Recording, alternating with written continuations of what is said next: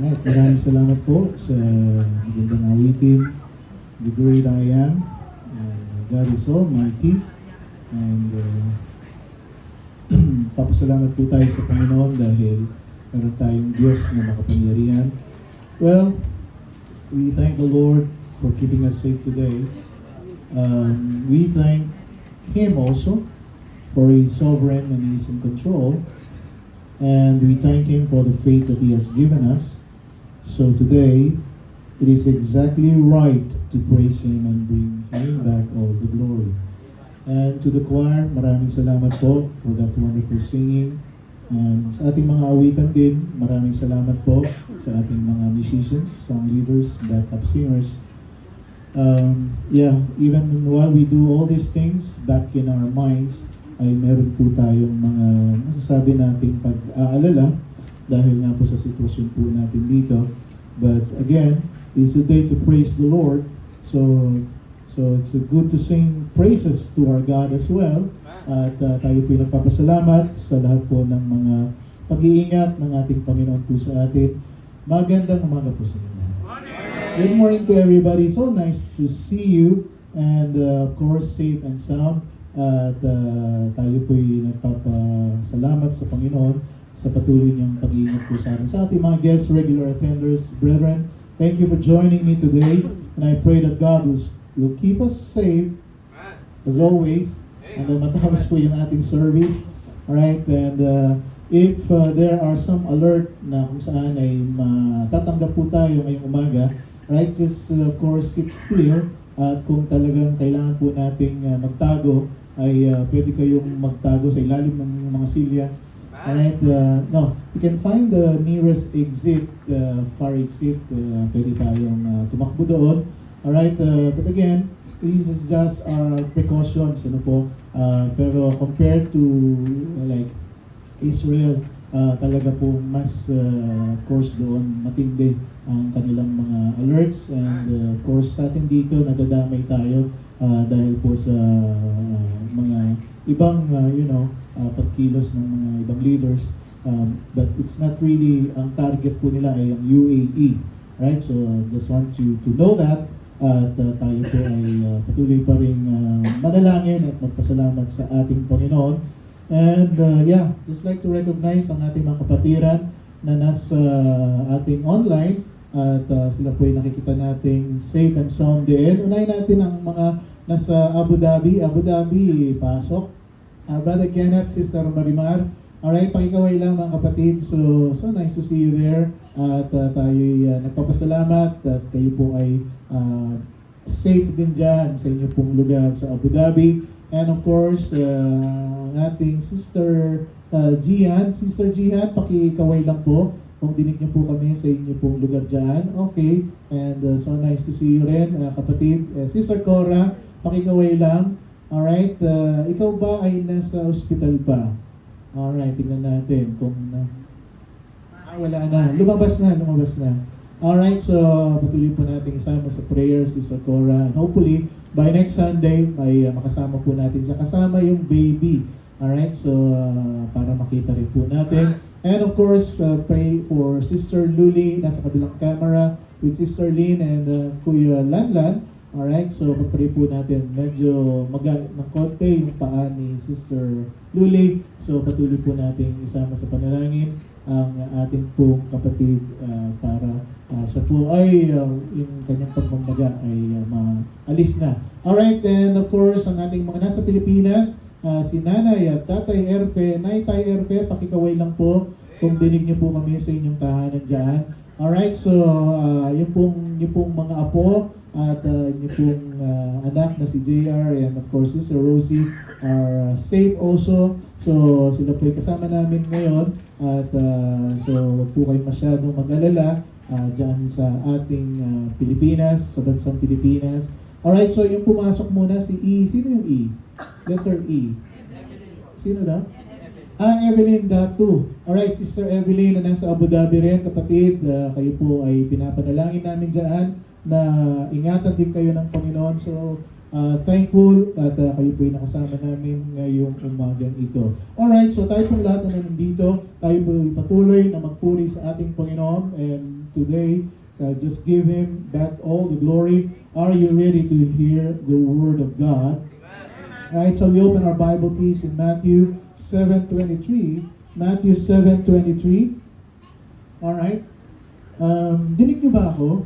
Parang medyo yung ating sounds. Alright, sa Matthew 7:23 tayo pong lahat ay tatayo at basahin po natin ang ating pinaka-main text for today. And this is the last part of our series, The Dreadful End of Deception. Alright, Matthew 7:23, kung kayo po'y nandiyan na, please say amen.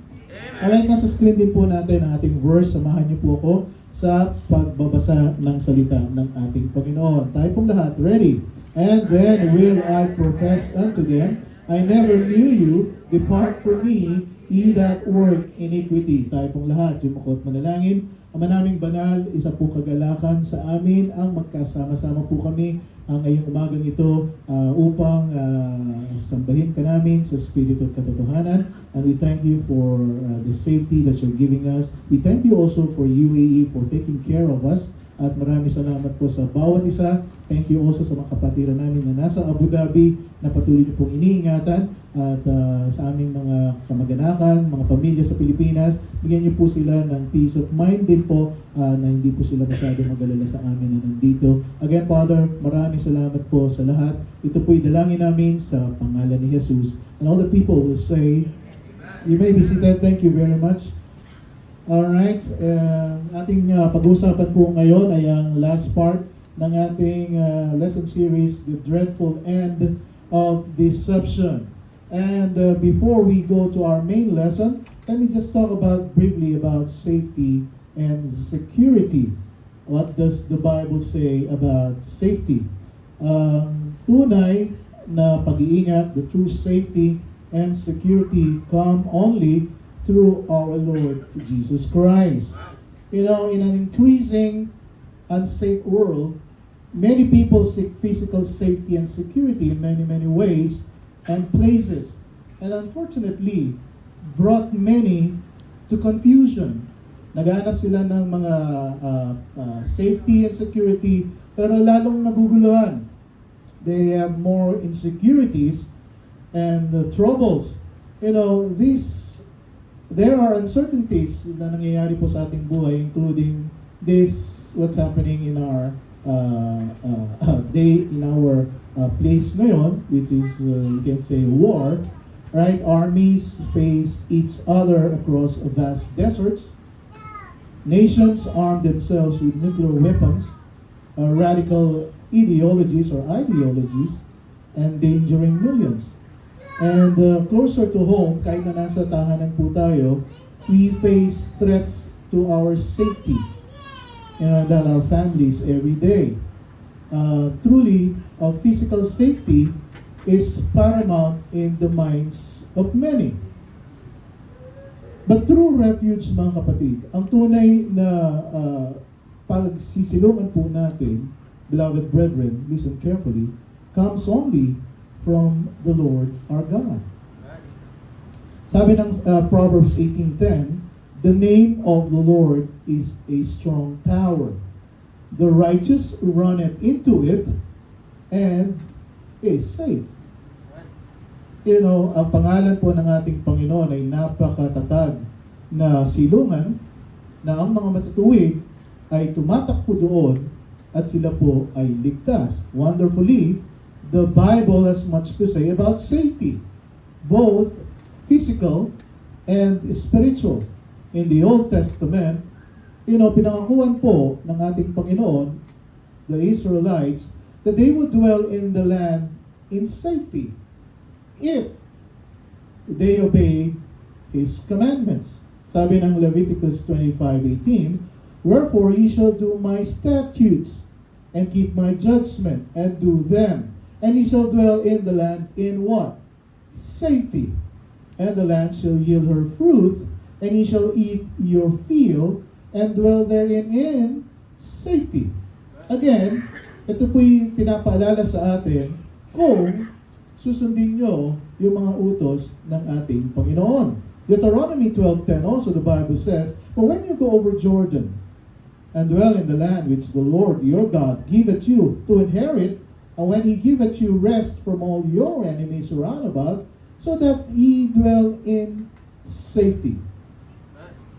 When God's people turned away from him and followed other gods, their safety was threatened.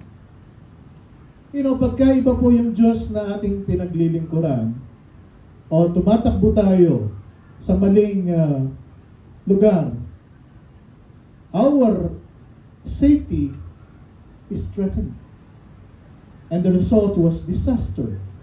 As a matter of fact, the ups and downs recorded in the book of Judges clearly link ancient Israel's national safety to their disobedience and their obedience to God's word.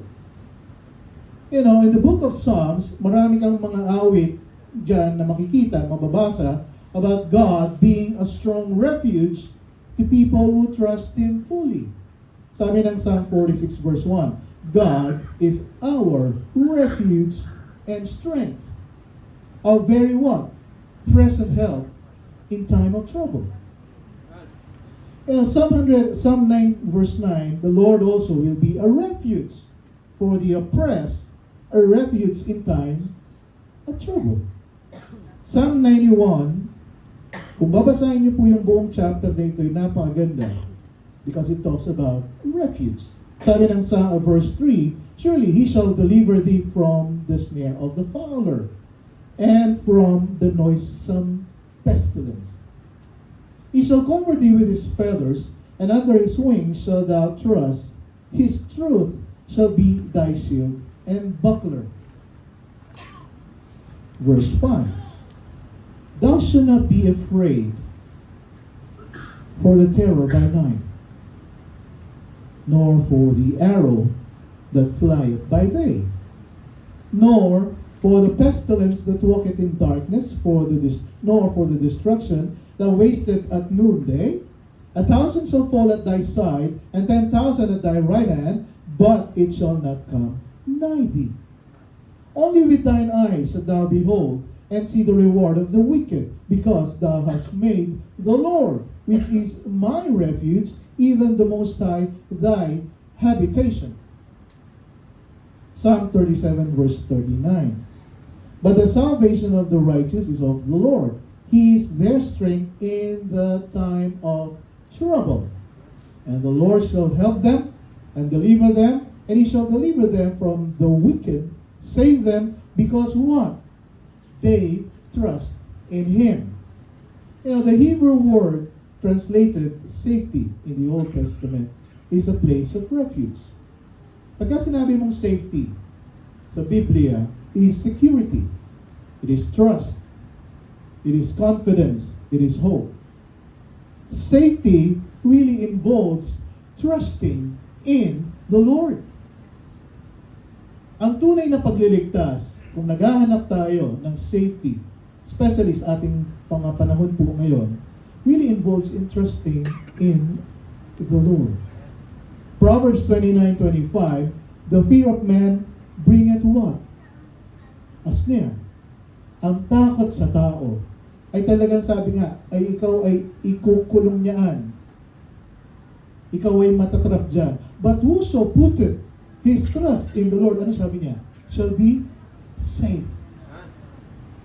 The New Testament does not ignore physical safety as well. While instances of physical deliverance exist, Jesus healing the sick, comforting the poor, giving hope to many, the focus really is to overcoming fear. Matthew 10:28, and fear not them which kill the body. Huwag kang matakot dun sa pumapatay sa laman, but are not able to kill the soul. Pinay ng umaga, pagdating ko dito, sabi ni Ate Penny, kailangan talaga natin magtuloy-tuloy sa paglilingkuran. Kung talagang tayo mawawala na sa mundong ito, ang Panginoon ang bahala. Wala naman tayong magagawa kung talagang kukunin na tayo ng Panginoon. Di ba? Totoo naman. Kung talagang hanggang doon na lang tayo, hanggang 2026 na ang buhay natin. Di ba? Anong gagawin natin? Sunday comes, kahit nasaan ka, kung kukunin ka ng Panginoon, kukunin ka naman. Sino bang gusto nang kunin ng Panginoon dito? Wala naman. Diba? And fear not them which kill the body, but are not able to kill the soul. But rather, anong sabi niya? Fear God. Fear Him which is able to destroy both soul and body in hell. Sabi niya, mas matakot ka sa isang Diyos na kung saan ay pwede niyang sirain ang iyong katawan at ang iyong kaluluwa dun sa impyerno. Now, Jesus came into the world to provide spiritual safety and eternal security to all who would believe Him. Anong sabi niya? My sheep hear my voice, and I know them, and they follow me. Alam na alam ng Panginoon yung kanyang mga anak. Alam na alam niya kung sino yung mga tupa niya. At alam na alam niya yung mga pangalan nila. My sheep hear my voice, and I know them. Kilalang kilala ka niya. Alam na alam niya yung pangalan mo at apelido mo. And I know them, and they follow me. And I give unto them eternal life, and they shall never perish. Hindi sila mapapahamak. Neither shall any man pluck them out of my hand. Hindi ka na mawawala sa kamay ng ating Panginoon. My Father which gave them me is greater than all.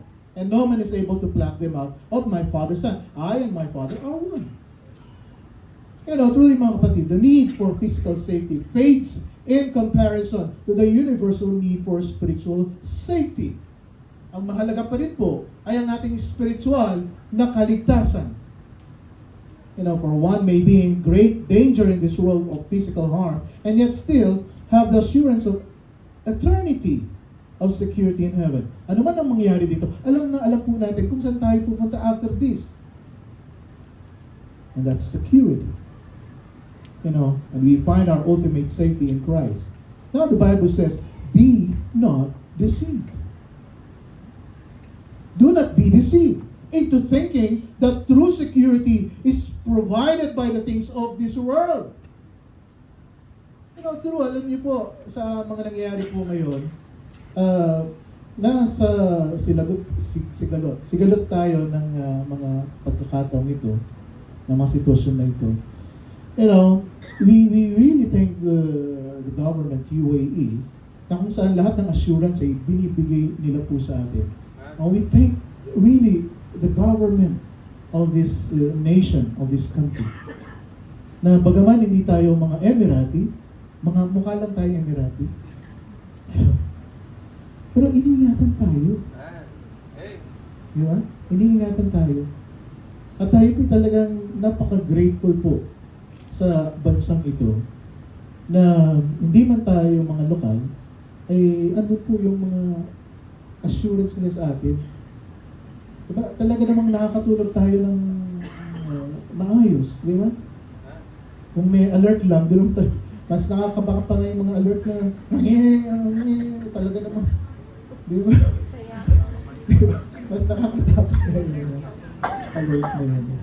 O, ganda nga, ngayon, may alert na, tapos may clearance, di ba? Clear na, okay, pwede na kayong mag-mall, pwede na kayong mag-shopping. You know, tayo nagpapasalamat talaga sa pag-iingat pong ito. But again, on this coming weeks, the coming days, we have to prepare. You know why? Kasi habang tumatagal po itong mga hidwaan na ito, alam niyo, yung mga supply po ng mga produkto, nahantala po. At yan po yung magkakaroon ng epekto dun sa mga presyo ng mga groceries. Kasi madidelay eh. Diba? Kung tayo po dito, kung maapektuhan lang tayo, okay, yung fuel natin dito, talagang sagana tayo dito eh. Pero yung mga supplies po natin, pero I'm not saying na mag-panic buying kayo, ha? I'm not saying that. But I'm just trying to say, is prepare ourselves. You know, kung tayo yung maapektuhan po dito, mas igit yung mga nasa labas. Sabi ko nga po sa inyo. Diba, ang China nga talagang, sabi niya, worried na worried kami. Kasi 70-80% ng aming fuel nagagaling sa bansang Iran. At pagka naantala yun, talagang maapektuhan din kami. Mga delays, magkakaroon ng delays sa manufacturing namin and everything, production namin, and everything. I mean, gawing Asia, gawing Southeast Asia, Pilipinas, kasama po dyan, talagang expect na. Di ba? This week lang, tumaas ng 6 pesos ang gasolina. Tama? Around 6 pesos this week. This week pa lang yun, ha?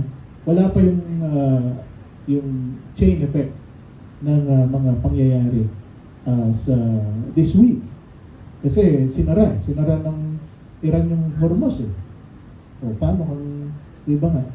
Di ba, titingnan nyo yung ating port dito, nasa gawing Gulf of the Sea of God, o Persian Gulf.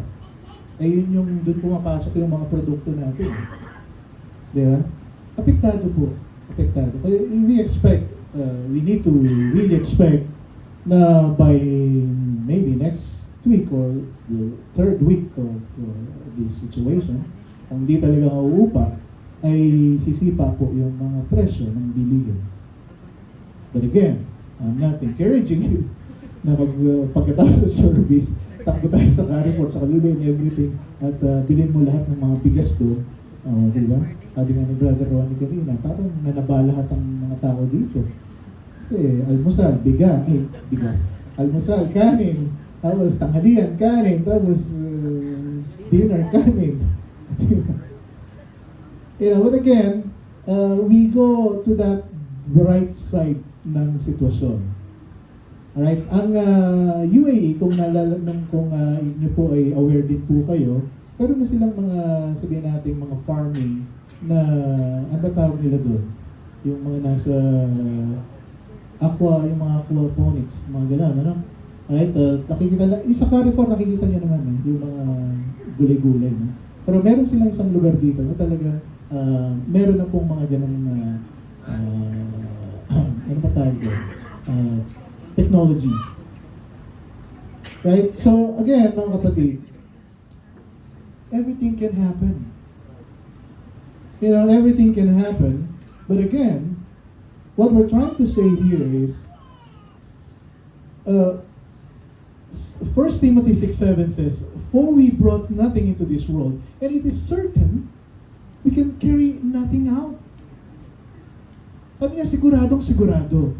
Wala tayong dinala dito sa mundong ito. Wala rin tayong dadalhin pagka nawala tayo sa mundong ito.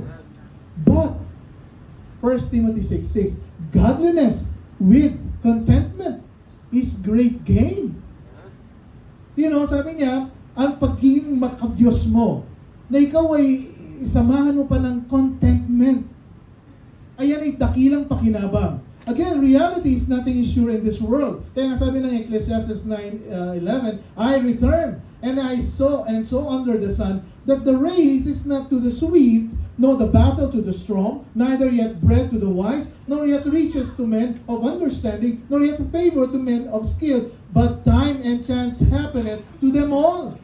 Sabi niya, wala namang pinag-usapan dito kung sino yung matalino, wala namang pinag-usapan kung sino yung mayaman, wala namang pinag-usapan dito kung, lahat ng tao. Time and chance happeneth to them all. Kasama po tayo lahat dyan.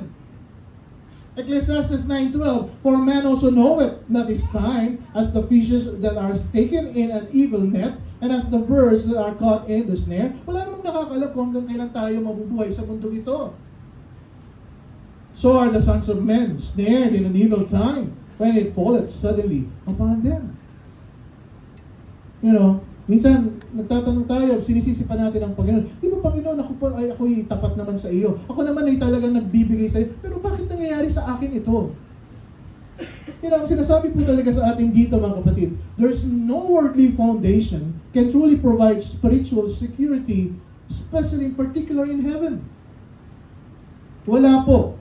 And Paul spoke of the time to come when the Lord will return to earth. At that time, those who trust in anything other than Christ will find they have no peace or safety. Kung wala kang Kristo sa puso mo, sabi ko nga po sa inyo, paano ka magkakaroon ng safety at kapayapaan sa puso? Kaya sabi ng 1 Thessalonians 5:2, "For yourselves know perfectly that the day of the Lord so cometh as a thief in the night. For when they shall say peace and safety, then sudden destruction cometh upon them. And as travail upon a woman with child, and they shall not escape. But ye, brethren, are not in darkness, Ang sabi ng Panginoon dito, bakit ikaw pa ang isang Kristiyano na tarantang-taranta pagka may alert ka?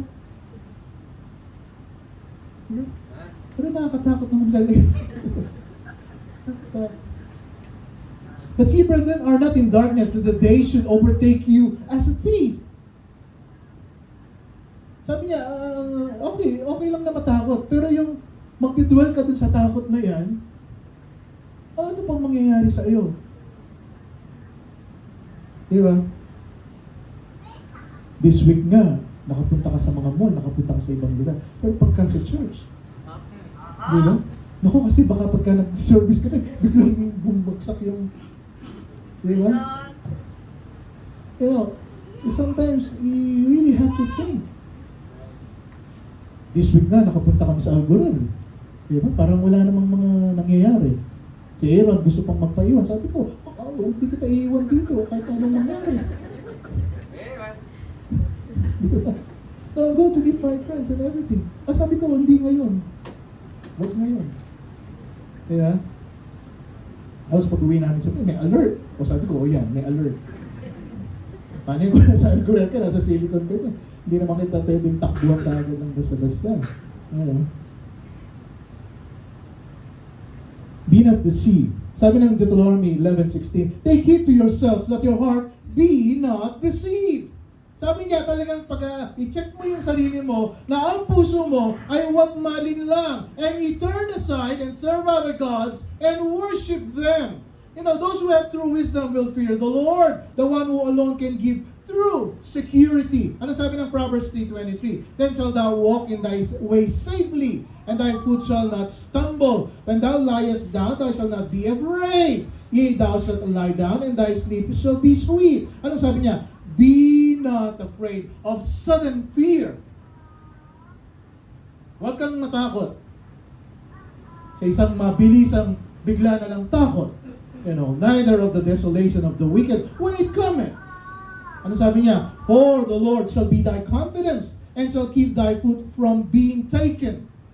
Ano sabi ko nga po sa inyo? Kung magtitiwala ka sa Panginoon, hindi 50%. Kung magtitiwala ka sa Panginoon, hindi 80%. Kung sinasabi mong ikaw ay nagtitiwala sa Panginoon, dapat yan ay 100%. Now, kahit na magdatingan yung sunod-sunod na alert na yan, yung tiwala mo sa Panginoon, hindi nagbabago. It is still 100%. Yes, next week tataas ang mga presyo. Yes, next week maapektuhan ako. Yes, next week merong mga mangyayari. But again, kahit na ano pong sitwasyon natin, sabi nga niya, dapat ang iyong tiwala sa Panginoon, hindi pa bago-bago. Marami kasing mga Kristiyano sabi na, okay, wala namang alert ngayon, tahimik at everything. Ako ay nagtitiwala sa Panginoon. Pero pagka may alert na, hindi mo alam kung saan magtatago. Again, I'm not saying na disregard po natin yung mga alert. But these are safety for us. Pero kung mas, takot tayo kaysa sa pwedeng gawin sa atin ng Panginoon. Sabi nga ng Biblia, mas natatakot ka dyan sa pumapatay ng katawan. Pero sa kaluluwa, katawan mo na pwede niyang kunin, sirain. Nahum 1:7. The Lord is good, a stronghold in the day of trouble. And He knoweth them that trust in Him. Alam na alam niya kung sino ang nagtitiwala sa Kanya. Di ba? Kasi sinasabi natin nagtitiwala tayo sa Panginoon. Pagdating ng alert, nawawala yung tiwala natin sa Kanya. O sabihin niya, alam ko kung sino nagtitiwala sa akin. O sige, dumiretso ka na sa Kanya. Di naman titiwala sa akin. Be not deceived. Luke 21:7. And they asked Him, saying, Master, but when shall these things be? And what sign will there be when these things shall come to pass? And He said, Jesus said, take heed that ye be not deceived. Kasi sabi niya, sa panahon po natin ngayon, talagang itong deception na ito ay talagang very timely, na kung saan ay hindi mo na nga alam kung alin yung tunay na balita at ang hindi tunay na balita. Di ba? Yung mga leaders mismo, nagsasabi sila, okay, hindi kami makikipag-away, hindi kami magpapadala ng mga missiles dyan, pero suddenly, may alert tayo at mayroong missiles. Di ba?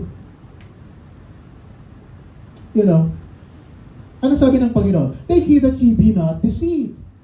Sabi niya, huwag kang magpapaloko, huwag kang magpapadaya. For many shall come in my name, saying, I am Christ, and the time draweth near. Go ye not therefore after them. Ano sabi niya? But when ye shall hear of what? But when ye shall hear of wars and commotions, be not terrified. Be not terrified, for these things must first come to pass. At ito talagang mga dadaan, ito yung mangyayari, but the end is not by and by. Ibig sabi niya, hindi pa ang katapusan ito, ng mundong ito. Maraming mga wars ang mangyayari, maraming maririnig ka, and then sa the end, dinagdagan niya pa niya, sabi niya sa verse 10, nations shall rise against nation. Hindi nga po ba? Ito yung mga nangyayari sa atin, kingdom against kingdom. Luke 21 verse 11, and great earthquakes, may mga earthquakes pa nga dyan, shall be diverse places and famines and pestilences and fearful signs and great things and great signs shall there be from heaven. Itong lahat kung ito'y mangyayari, mga kapatid. And it's the Word of God. At ang nagsasabi po nito ang Panginoong Jesucristo noon pa, nung napubuhay siya sa mundong ito. Sinabi na niya, ito yung mga mangyayari sa mundong ito. Luke 21:47, and then shall they see the Son of Man coming in a cloud. Ito nga yung sinasabi ko sa inyo. Di ba? Anytime. Kung alam na alam mong ligtas ka, tinanggap mo si Kristo sa puso mo bilang sarili mong Diyos tagapagligtas. Anytime. Sabi ko nga, yung rapture in a cloud. Christ will meet us in the cloud. Sabi niya, bago pa mangyari yung mga tribulation, yung talagang matitinding mga mangyayari sa mundong ito. Sabi niya, ang mga anak ng Diyos, kukunin na niya. Kukunin na niya.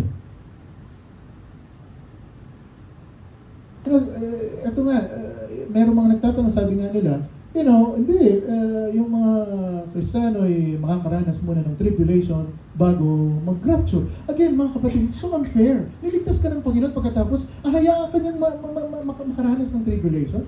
Di ba? Again, hindi po ganun ang turo ng Biblia. Kaya sabi niya, and then shall they see the Son of Man coming in a cloud with power and great glory. When these things begin to come to pass, then look up. Kaya sabi niya, kapag may mangyayari ngayon, huwag mong hanapin yung mga drones sa taas, huwag mong hanapin yung mga missiles. Hintayin mo yung pagdating ng ating Panginoong Jesucristo. Okay, it's very good. Tayo nakatingin sa taas dahil tinitingnan natin ang mga drones, ang mga nagdiliparan dyan. Pero anytime soon, ang dumarating na pala yung Panginoong Jesucristo. And then look up and lift up your heads. For your redemption draweth nigh. Napakaganda. Sabi ko nga po sa inyo. Sa ating pinag-aaralan, sa ating lesson, the dreadful end of deception. Sabi ko nga po sa inyo, ito'y karumal-dumal na katapusan ng paglilinlang. Kung tayo po sa panahon ito'y nalilinlang, sabi ko nga po sa inyo, there's this misrepresentation of truth. There's a falsehood and the lie. Kaya nga sabi nga natin, how do people get lulled into this deception? Paano nga ba tayo ay napunta dito sa mga pandaraya na ito? And in Matthew chapter 4 verse 7 ay tinitingnan po natin partly yung the Sermon on the Mount, na kung saan ang sabi ng ating Panginoon, not everyone that saith unto me, Lord, Lord, shall enter into the kingdom of heaven, but he that doeth the will of my Father which is in heaven. 22, many will say unto me that day, Lord, Lord, have we not prophesied in thy name, and in thy name have cast out devils, and in thy name done many wonderful works, and then will I profess unto them, hindi nga kita kilala. Panginoon ka ng Panginoon, pero hindi nga kita kilala. Pero sabi ng Biblia, I know them who trust in me. Ang kilala ko, yung mga nagtitiwala sa akin.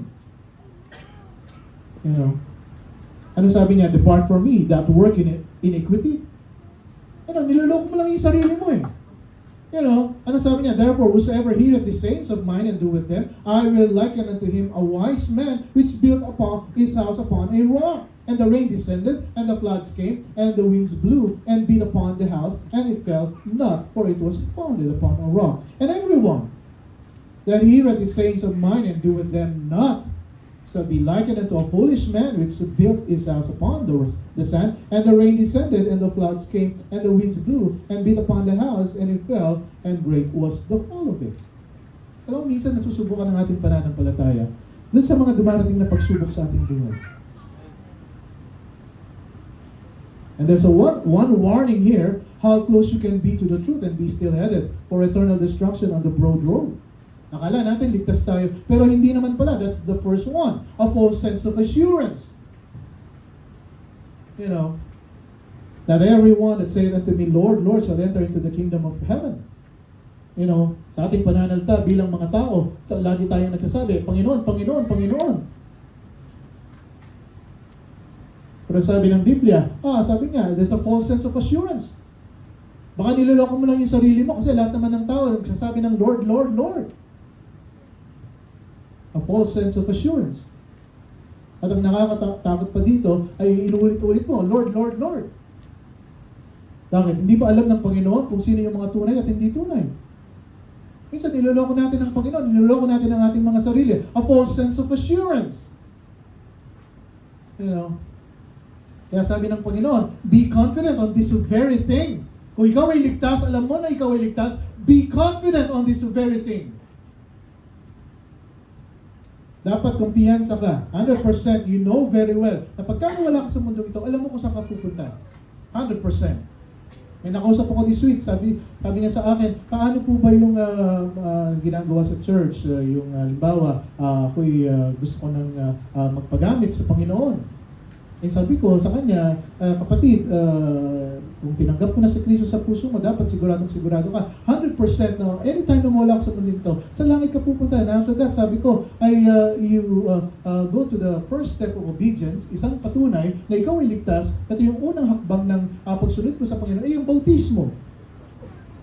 Sabi ko, hindi kita babautismohin hanggat hindi mo alam, hindi ka 100% na ikaw ay ligtas.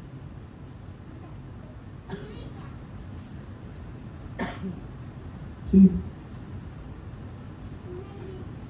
it is better to trust in the Lord. Kaya sabi ko, hindi ako ang tinanggap mo sa iyong pananampalataya. Hindi ang Baptist, hindi any religion. Because walang relihiyon na napako sa krus ng Kalbaryo. Si Pastor Art, hindi naman ako pinako sa krus ng Kalbaryo, iligtas kita. Ang tinanggap mo sa puso mo, sino? Ang Panginoong Kristo po. Sabi ko, Amen. It is better to trust in the Lord than to put confidence in men. Paano po yan? Magbibaba ko ng relihiyon ko o kung pag ako'y nabautismo. Ang sabi ko ay kinokorek natin kasi ito yung sinasabi ng Biblia. Hindi ko sinasabi yan, hindi ko sinasabi ng sino. Ito yung sinasabi ng Biblia. Ako rin, sabi ko, nabautismo ako.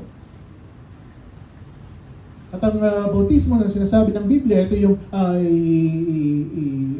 ilulubog ka sa maraming tubig at iahon ka. Ay pinipicturize mo yung pagkamatay, pagkalibing, at pagkabuhay na muli ng ating Panginoon. I-picturize it. Pero hindi nakakaligtas yun. Kahit na ilang beses kitang ilubog sa tubig, sabi ko, kahit na ikaw ay maging shokoy na dyan, at sabi ko, kung hindi mo naman tinanggap si Kristo sa puso mo, walang kwenta yung mga gagawin natin. But again, the first time you have to understand is that you are saved because of the Lord Jesus Christ. Okay, naintindihan ko po. See, mga kapatid, this is how important it is na kung saan ay naintindihan mo ang salita ng ating Panginoon. Number 2, sabi niya, people get lulled into this deception because there's a failure at self-examination. Hindi porket ikaw ay nag-pray at sinabi mong tinanggap ko na si Kristo sa puso ko, ay that's the end of it. Kailangan i-check mo yung sarili mo. Sabi nga, in 2 Corinthians 13:5, examine yourselves whether ye be in the faith. Baka ako'y tinanggap ko lang kasi masyado akong na-touch dun sa pagkamatay ng ating Panginoon Jesucristo. Pero after a while, bumabalik ako dun sa mga buhay na kung saan ako noon at pinagpapatuloy ko yung kasalanan na ginagawa ko. But again, ang kaligtasan ko ay hindi lisensya para ikaw ay mabuhay sa kasalanan. Pag balik-balik na rin man ang Biblia from Genesis to Revelation, wala pong tinuturo ang Biblia na pagka ikaw ay ligtas na, mabubuhay ka sa kasalanan. Bagkus, pagka ikaw ay ligtas na, doon ka magkakaroon ng bunga ng katuwiran. Pero yung mga bunga na yan, hindi mo gagamitin yan dahil gusto mong dagdagan yung kaligtasan na in-offer sa iyo ng Panginoong Jesucristo. Mga kapatid, you have to really understand what our faith is. Kaya sabi niya, you have to examine yourselves whether ye be in the faith. Prove your own selves. Know ye not your own selves? Hindi mo ba kilala yung hindi mo ba alam na tinanggap ko si Kristo sa puso mo? How that Jesus Christ is in you. Except ye be reprobates. Except niloloko mo lang yung sarili mo. Except na, kasi wala naman akong magawa sa abroad, kaya sumama ako sa pamilya ko at tinanggap ko si Kristo. Sabi kasi nila, tanggapin si Kristo and everything. Again, mga kapatid, that will not work.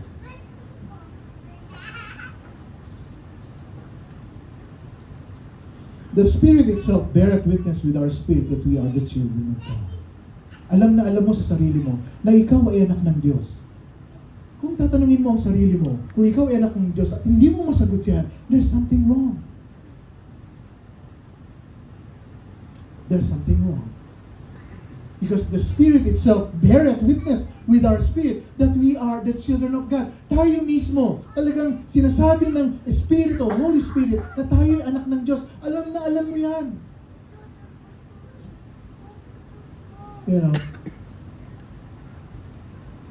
At kung ikaw, sa buhay mo bilang isang Kristiyano, ay ginagawa mo yung mga bagay-bagay na kung saan hindi naman pinapagawa sa iyo ng salita ng Panginoon. You haven't been changed. Baka iba yung nagbago ang nagbigay ng pagbabago ng buhay. Baka yun nga, damdamin lang. Pagka may pagsubok ka na, bumabalik ka sa dati mong, hindi naman pala tunay ang Diyos, hindi naman pala tunay ang pagtitiwala ko sa Panginoon. Kasi nararanasan ko yung mga pagsubok na ito. Again, mga kapatid, kanina sinabi ko na nga sa inyo, dito sa mundong ito, being a Christian is not a bed of roses.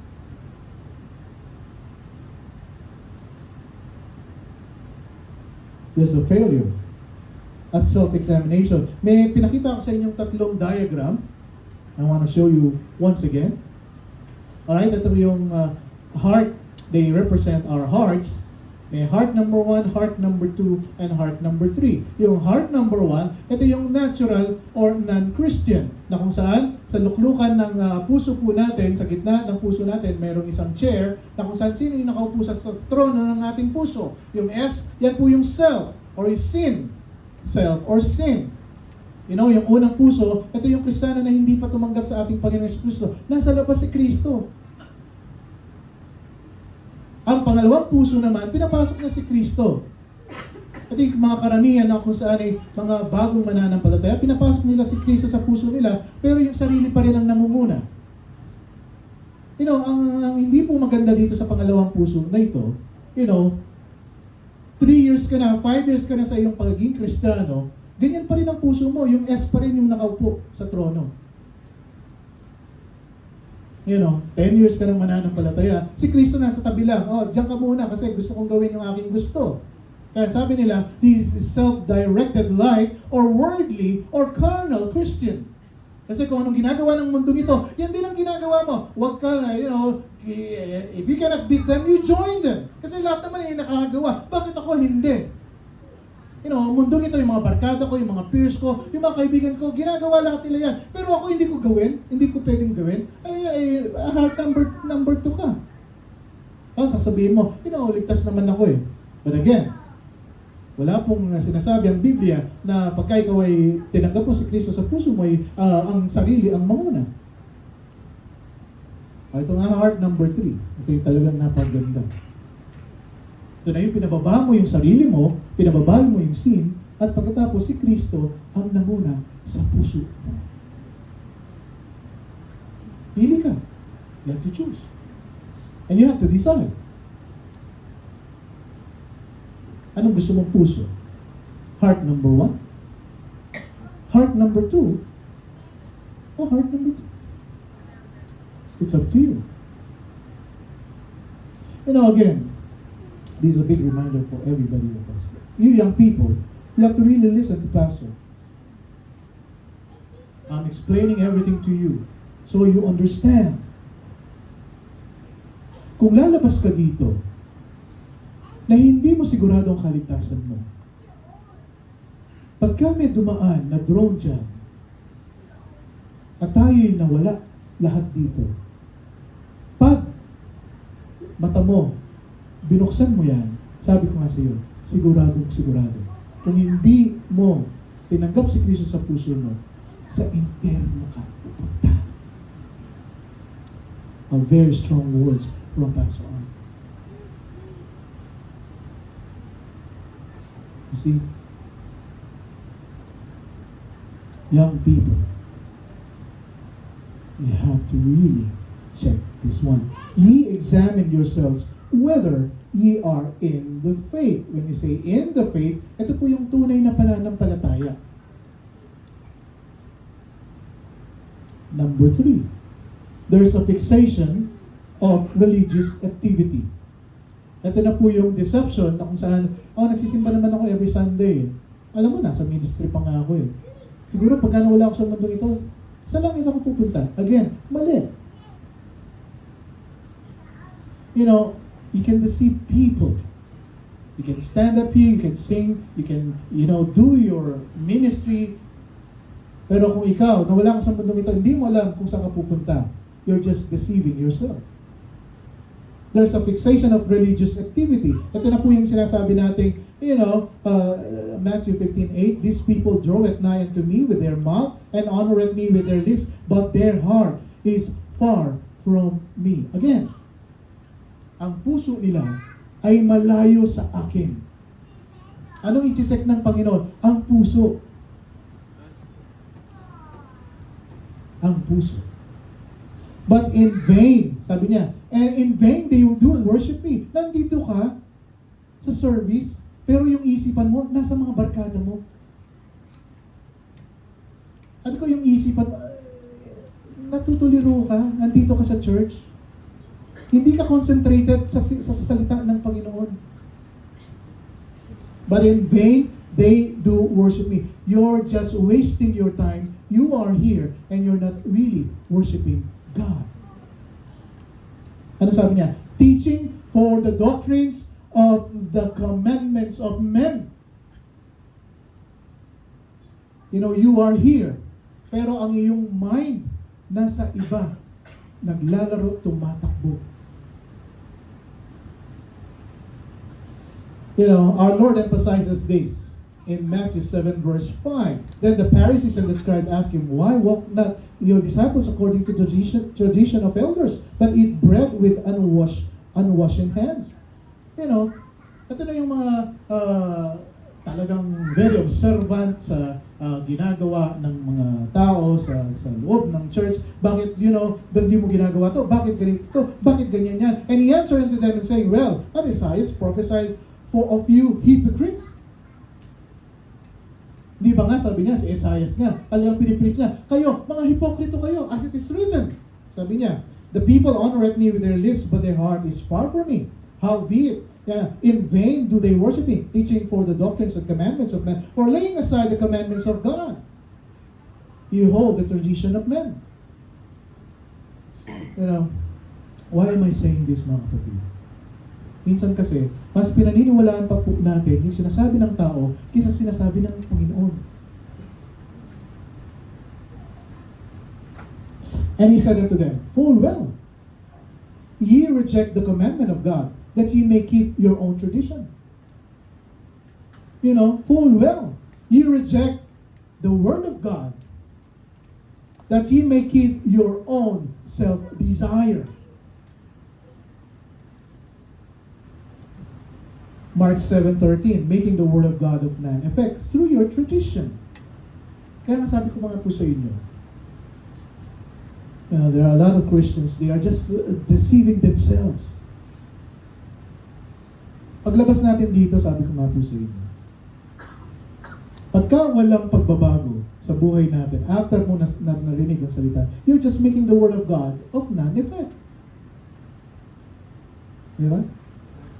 Sumasama ka dito sa church, sa pagsisimba. Pero paglabas mo, walang pagbabago. Bumabalik ka sa dati mong gawain. Si mga kapatid. It has been common in the history of many culture. Dahil nga masyado tayong, pagka Sunday, dapat nasa church ka and everything. Sabi ko nga po sa inyo, I will encourage you to be here every Sunday. Not because you want to do it, externally. You are here because, first of all, you want to glorify God. And secondly, we are here because we want to hear the Word of God.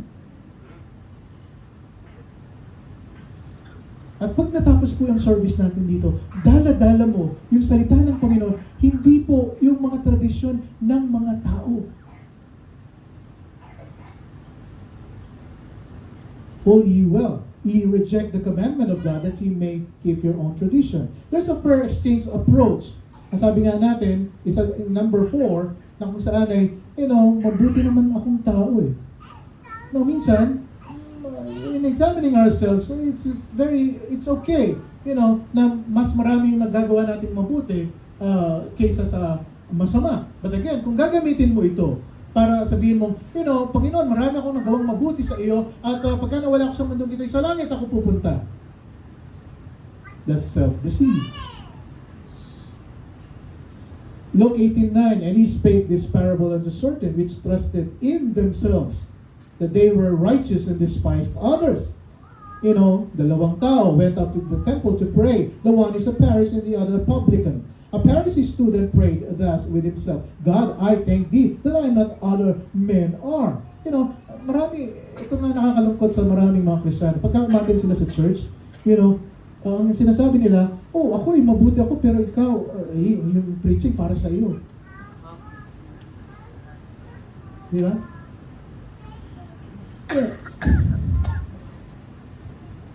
Yung preaching na yan, hindi naman para sa akin, para sa parents ko yan.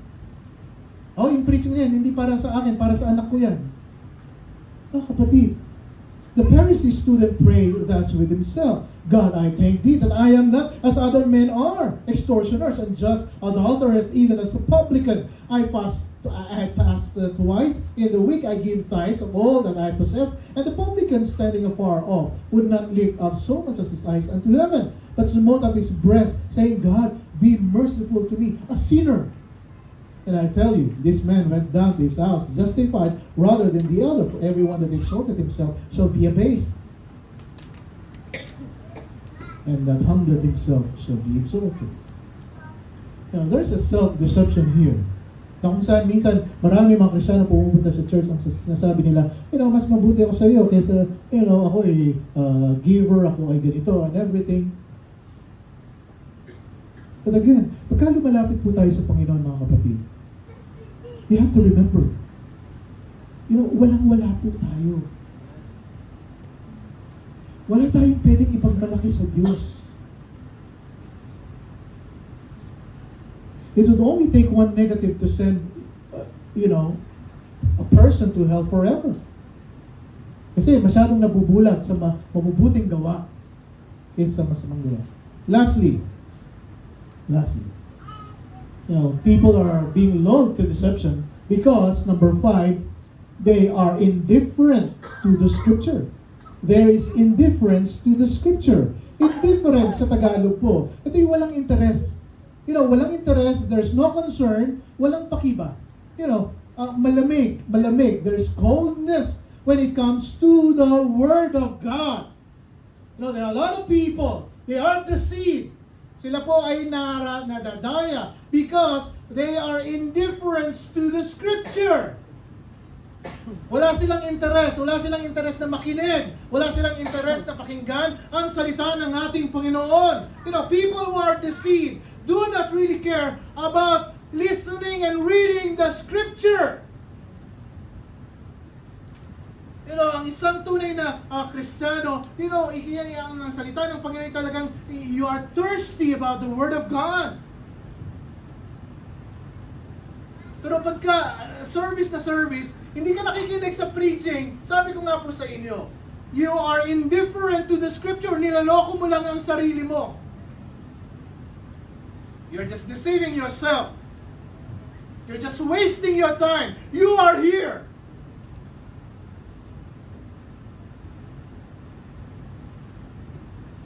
There's indifference to the Scripture, indifference sa Tagalog, walang interest. People who are deceived, they're not particularly interested in hearing the Scripture. They're not particularly interested in learning the Word of God. They don't have an appetite for divine truth. Yung mga salita ng Panginoon, ayaw na ayaw mong kainin. There's no really bread. There's no soul to their, there's no spiritual food to their souls. Pagkasalita ng Panginoon, it is tasteless sa iyo. They may have the Bible. You have your Bible, but they don't really read it. You don't need to read it. They're not drawn to it, actually. And because there is indifference to Scripture, there is ignorance about Scripture. Kaya pagka lumabas ka sa after ng service natin, wala kang alam ng mga verses. And there's the resulting disobedience to the Scripture. They become easy target for deception. Ano sabi ng John 5:39? Search the Scriptures, for in them ye think that ye have eternal life, and they are that which testify on me. Ang sabi ng Panginoon, eto nga yung salita ko, yan ay nagbibigay ng testimonya sa inyo, mula sa akin. Apostle Luke testified, these were more noble than those in Thessalonica. Itong mga Kristiyanong ito na kung saan ay talagang in that they received the word with all readiness of mind and searched the Scripture daily whether those things were so. Yung bang pinipreach ni Pastor, ay totoo nga ba yan? Sige, babasahin ko pag uwi ko ng bahay, bubuksan ko ang aking Biblia, pag-aaralan ko mabuti. Ano sabi ng Apostle Paul kay Timothy? 2 Timothy 2:15, you have to study yourself approved unto God. Pinag-aralan mo na lahat, pero yung salita ng Panginoon, hindi mo pinag-aralan. Mas pinapakinggan mo yung mga barkada mo kaysa sa salita ng Panginoon. Study to show thyself approved unto God, a workman that needeth not to be ashamed. You have to rightly dividing the word of truth. Talagang pinag-aaralan mong mabuti yan.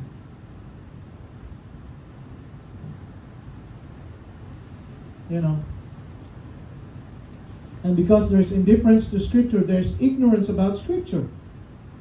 Kaya ngayon, you are disobedient to the Scripture. Is where you have people who say they're Christians, but they're, okay lang yan, we can compromise, gay affirming, LGBT and everything. They don't like churches that take position against that. There are abortions na kung saan whatever it is. Okay lang yan. Sa panahon natin ngayon, legal na yan, and law na yan, and everything. And they will call themselves Christians because they have some sentimental attachment, to one they think is Jesus. They are indifferent to Scripture. They don't really have an interest in it. Na Sunday, hindi ka nakikinig sa preaching.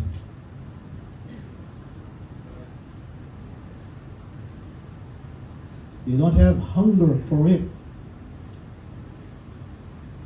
It isn't their soul food. Young people, you listen to me. They don't delight in its truth. Hindi ka natutuwa sa katotohanan ng salita ng Panginoon. They don't have a desire to dig into its truth so that their lives can be profoundly enriched. They don't know what it says. You don't even know what the Bible says. You young people, I'm talking to you.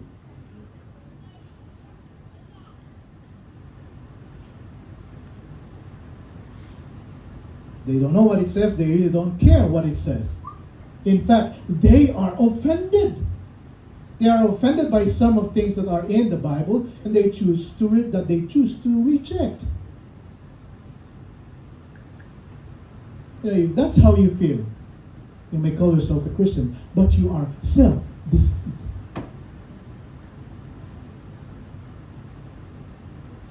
You are self-deceived. Kung nandito ka, napilitan ka lang na mag-attend dito, ngayong umaga nito, sabi ko nga sa iyo, you better go home. Watch your own phone, watch your own pad.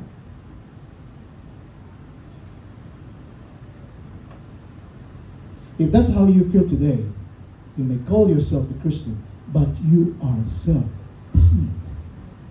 If you ignore Scripture, or if you reject portion of the Scripture, and if you argue with the Scripture, or twist it, or manipulate it, you may well not be a Christian at all. You are just deceiving yourself. You are fooling yourself.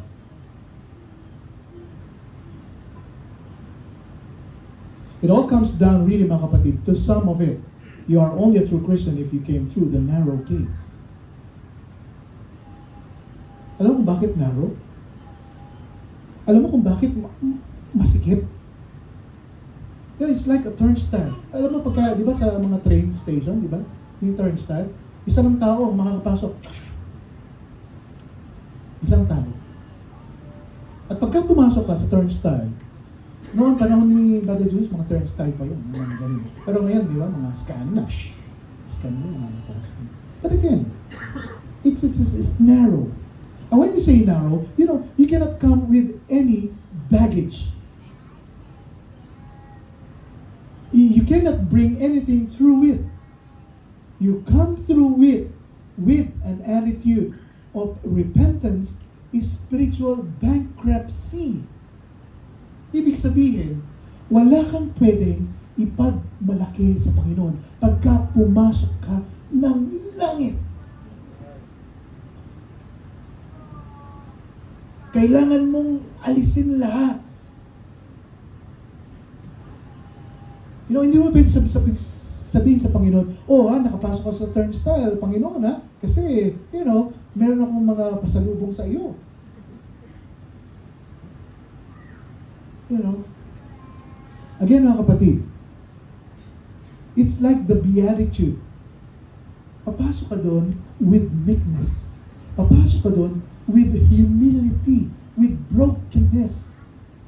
You know, confessing your sin, coming in contrition, coming with no baggage, empty-handed. Wala kang dadalhin pagka pumasok ka dun sa narrow gate. It's like the old hymn, nothing in my hands I bring, simply to thy cross I cling. You come penitent because your inner man, your heart is broken over your sin. You know, yung nasa Biblia, talagang sabi ng Panginoon, inulit-ulit mo pa yung pangalan ko, Lord, Lord. Diba? There's no greater insult than to say Lord, Lord fervently in the Bible and to be a hypocrite. The reality is you only are on the narrow path that leads to eternal life if you came through the narrow gate. Deceived people are superficial. You know, daming dinadagdag para sila ay pumasok din sa narrow gate. You know, there are people who are involved, and Jesus called them actually tares. Sabi sa church, hindi naman lahat ligtas. You know, napapasama lang. Anong sabi ng Panginoon? Panginoon, hindi tanggalin na namin. Ano na sabi niya? Hayaan mo sila, hayaan mong nandyan sila and everything. But a time will come, sabi niya. Ihiwalay natin yung tares. Tama? Yung sa mga tunay na ligtas. There are people who are deceived because of the downright hypocrites. They are downright hypocrites. You know? 2 Corinthians 4:3, but if our gospel be hid, it is hid to them that are lost. And in whom the God of this world hath blinded the minds of them which believe not, lest the light of the glorious gospel of Christ, who is the image of God, should shine unto them. Unless na yung liwanag ng ating Panginoon magliwanag din sa kanila, they are blinded and they are lost. As I close, how can the deceived know they are deceived?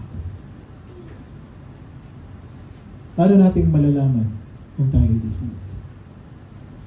Look for people who seek feelings and blessings and experience and healings.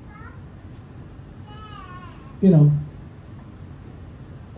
sa ating paglilingkuran, our heart is really very important. You know, pagka tayo po ay nabibless sa salita ng ating Panginoon, masarap naman ang pakiramdam. You know, pero pagka nasasaktan ka na, nawawala ka sa Panginoon. Something wrong.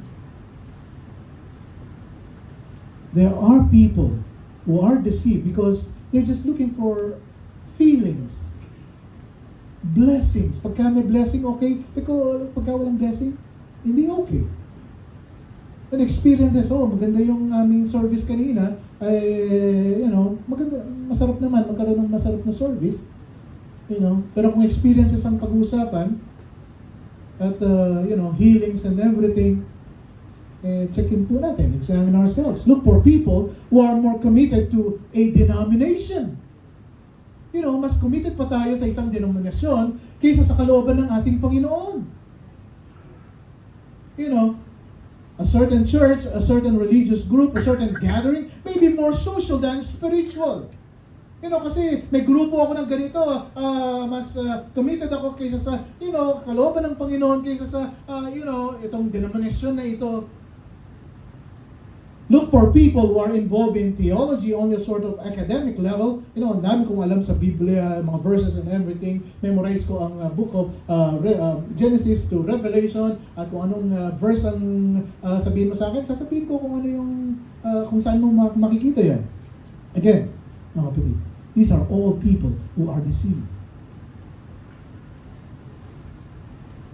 All these kinds of people may be deceived. Ang nais ng Panginoon po sa atin is to examine ourselves whether we are in the faith. Today, you have to ask yourself, am I in the faith? Ako ba'y nasa tamang pananampalataya? If not, it's time for you to examine yourself. Examine our hearts. At pagka lumapit ka sa Panginoon, you know, lahat ng mga baggages mo, iiwan. Yes, Lord. I'm done. I am done. It's just the right time. So sit still. Tayo po'y mananalangin. Alright? And then will I profess unto them, I never knew you, depart from me, ye that work iniquity. This is a dreadful end of deception. Tayo pong lahat ay tatayo. So we bow our heads and close our eyes. So we pray. Heavenly Father, we have an word that we have received just now. Kami po'y nagtitiwala po sa inyo 100%. Whatever happens, O Lord, ay tinatagubilin po namin ang mga buhay po namin sa inyo.